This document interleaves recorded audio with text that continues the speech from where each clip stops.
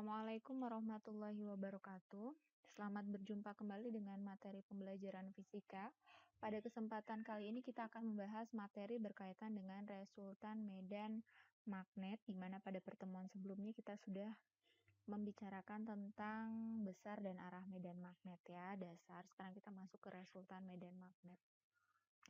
Untuk itu, indikator kita pada kesempatan kali ini yaitu kalian nanti harus mampu menentukan besar dan arah dari resultan medan magnet ya.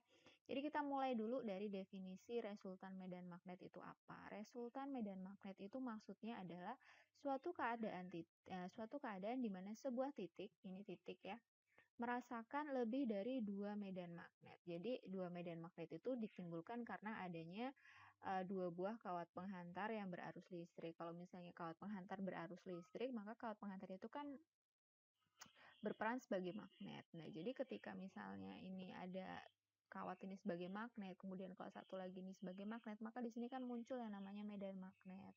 Medan magnetnya ditimbulkan oleh kawat pertama dan kawat kedua, di mana kawat pertama dan kawat kedua medannya ini mempengaruhi titik ini. Jadi ada dua kurang lebihnya ya. Memang ada dua ya, karena kawat penghantarnya ada dua. Jadi ada medan magnet yang dari kawat pertama dan medan magnet dari kawat kedua ya. Jadi kalau misalnya kita mau mencari besar medan magnetnya, besar resultan medan magnetnya, berarti kita punya persamaan sigma B ya. Secara umum persamaannya adalah kalau misalnya ada dua medan magnetnya otomatis B1 ditambah B2. Cuma untuk operasi hitungnya, ini mau menentukan tanda positif atau negatif, kita harus menentukan dulu arah dari B-nya ya, apakah dia masuk bidang ataukah keluar bidang. Kalau misalnya B-nya itu masuk bidang, kita pakai operasi hitung yang positif. Kalau B-nya itu keluar bidang, kita pakai operasi hitung yang negatif ya. Intinya sigma B itu adalah jumlah keseluruhan dari B. Nah, tinggal operasi hitungnya dilihat kalau positif masuk bidang arah B-nya, kalau negatif operasi hitungnya maka arah B-nya itu keluar bidang ya. Nah, kita ambil contoh seperti kasus berikut. Ada sebuah titik, kemudian ada dua buah kawat penghantar, perhatikan arusnya. Kawat penghantar 1 dan 2 arus listriknya sama-sama ke atas. Jadi kita tentukan dulu untuk mencari besarnya, persamaan besar, kita harus tentukan dulu arahnya ya. Kita harus cari dulu arah B dari kawat pertama atau B1 ya, karena I-nya ini ke atas, kemudian titiknya di sebelah kanan, kalau misalnya kita pakai aturan tangan kanan, maka B1 akan mengarah masuk ke bidang ya. Harus ingat aturan tangan kanan ya. Sedangkan untuk kawat penghantar kedua gitu, I-nya kan ke atas, titiknya di sebelah kiri kawat. Kalau pakai aturan tangan kanan, maka B2 arahnya keluar bidang, betul ya. Jadi persamaan untuk sigma B-nya adalah B1 min B2. Kalau misalnya kita punya titik nih lagi nih, ada kawat 1, kawat 2, arah arusnya beda. Ya, I1 ke bawah, I2-nya ke atas. Maka B1-nya kemana? Berdasarkan aturan tangan kanan, maka B1-nya itu keluar bidang, betul. Kalau B2-nya kalau I-nya ke atas seperti ini, maka titiknya di sini, maka B2-nya ini kan aturan tangan kanan. Nah, ini 4 jari ya. Maka B2-nya juga keluar ya. Nah, jadi rumusnya kalau keluar dua-duanya min B1 min B2A. Sekarang kalau misalnya sebuah titik I1-nya ke atas, I2-nya ke bawah, maka ini yang ke atas atau yang masuk bidang nih ya. Masuk bidang ini ilustrasinya nih ecek-eceknya masuk bidang gitu ya. Masuk bidang atau kalian bisa kasih sign-nya silang gitu. Ini B1 atau B2? Kalau saya mau gambar lingkaran di sini kan nih tangan kanan nih. Ini 4 jari kan menuju ke sana kalau di titik sebelah kanan ya. Maka ini adalah B1. Kalau I2-nya kemana juga? B2-nya tangannya kemana 4 jarinya? 4 jarinya, iya masuk juga ya. Maka sigma B-nya itu sama dengan B1 ditambah B2 gitu ya. Intinya kalian harus pandai-pandai menentukan arah B menggunakan aturan tangan kanan. Di sisi kanan, sisi kiri kah titiknya ya. Kemudian nih contoh soal, apa nih? Oke, kita abaikan 2 sama 8 itu ya. Oke, perhatikan ilustrasi di bawah ini. Dua kawatnya horizontal ya, I1 16 ampere, I2-nya 2 ampere, ada titik namanya titik P. Jika jarak kawat 1 terhadap titik P itu adalah 8 cm. Oh, kawat 1 terhadap titik P 8 cm. Oke ya. Kalau dua kawat ini jaraknya 10 cm, otomatis kan titik P ke kawat 2 cm ya. Tentukan besar dan arah resultan medan magnet di titik P dan posisi titik P dari kawat 2 agar tidak merasakan medan magnet dari kedua kawat. Oke, kita jawab dulu yang pertanyaan pertama ya. Diketahui dulu jelas ya I1, I2-nya 16 sama 2 ampere. A1 itu adalah jarak kawat pertama terhadap titik P 8 cm. Silahkan diubah 8 kali 10 pangkat 2 meter ya. Karena jarak totalnya 10, maka A2-nya dari titik kawat kedua ke titik P otomatis 2 cm atau 2 kali 10 pangkat min 2. Yang ditanya yang pertama adalah sigma B di titik P. Kemudian yang pertanyaan kedua adalah di manakah posisi titik P agar tidak mengalami medan magnet apapun, baik dari kawat 1 ataupun kawat 2. Yang ditanya berarti A2 ya. Oke. Step pertama untuk menyelesaikan sigma B dulu ya. Kalau misalnya mencari sigma B alias besar resultan, kalian harus step pertama mencari arah B1 dan B2. Kalau misalnya arah I-nya ke kiri, maka jempolnya itu silahkan kalian arahkan ke kiri. Ini arah jempol ke kiri. Sedangkan titiknya di sini ya, maka 4 jarinya ini ketika di titik P adalah masuk, berarti sign-nya ini silang, boleh ya. Nah, sedangkan I2, kalian taruh jempol kalian nih sebagai kawat, arusnya ke kiri, maka jempolnya mengarah ke kiri. Nah, sedangkan 4 jarinya ketika dia ada di titik P, kita buat lingkaran aja ya. Ini 4 jari kita melingkari kawat nih ya.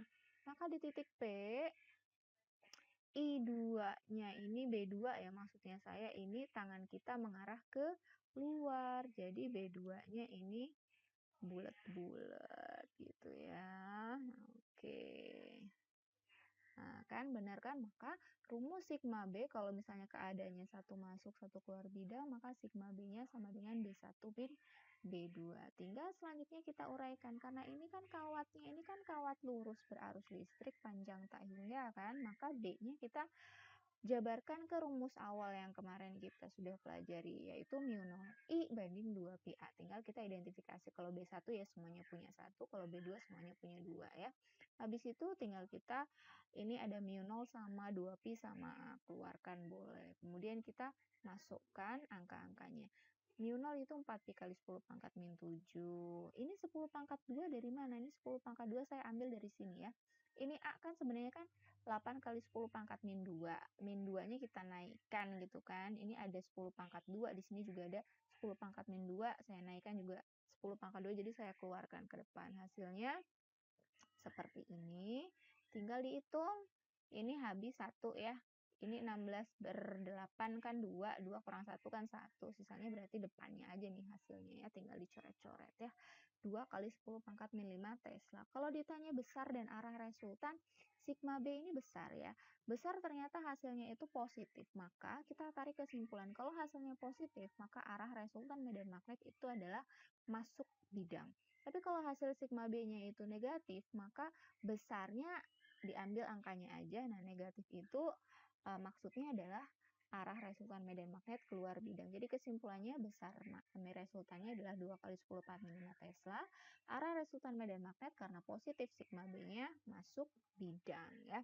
Itu untuk penyelesaian soal yang A. Sekarang kita masuk ke soal yang B. Di manakah posisi titik P dari kawat kedua? Berarti yang ditanya adalah A2, di mana titik P itu tidak merasakan medan magnet dari kawat 1 ataupun kawat 2 ya. Oke. Nah, karena yang ditanya adalah jarak titik P ke kawat kedua, maka kita anggap ini adalah X. A2-nya adalah X, sedangkan titik P ke kawat pertama, karena totalnya 10 cm, maka 10 min X. Ini nggak usah di convert dulu ke meter ya, stay aja 10 nggak ada masalah ya.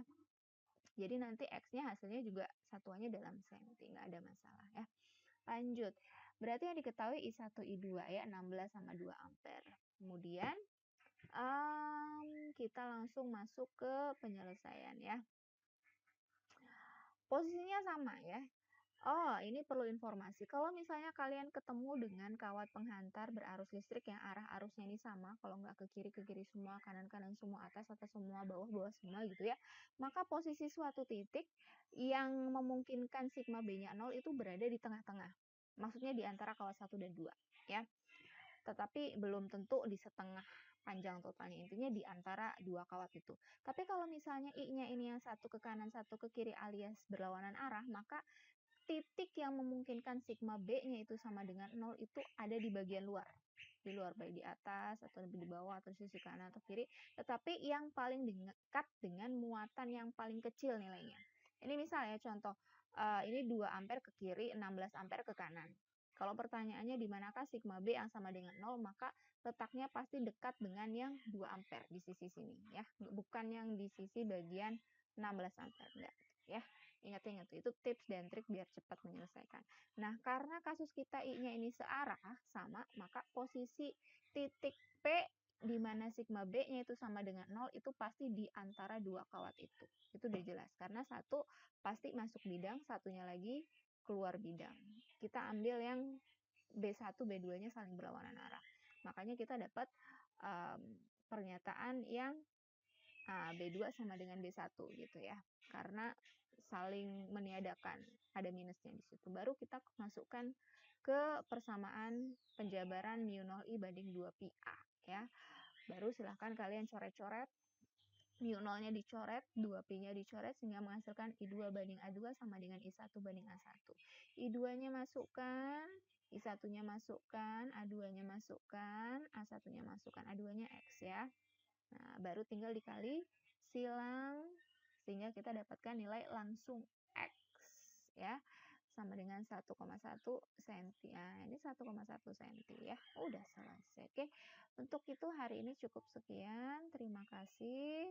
Assalamualaikum warahmatullahi wabarakatuh.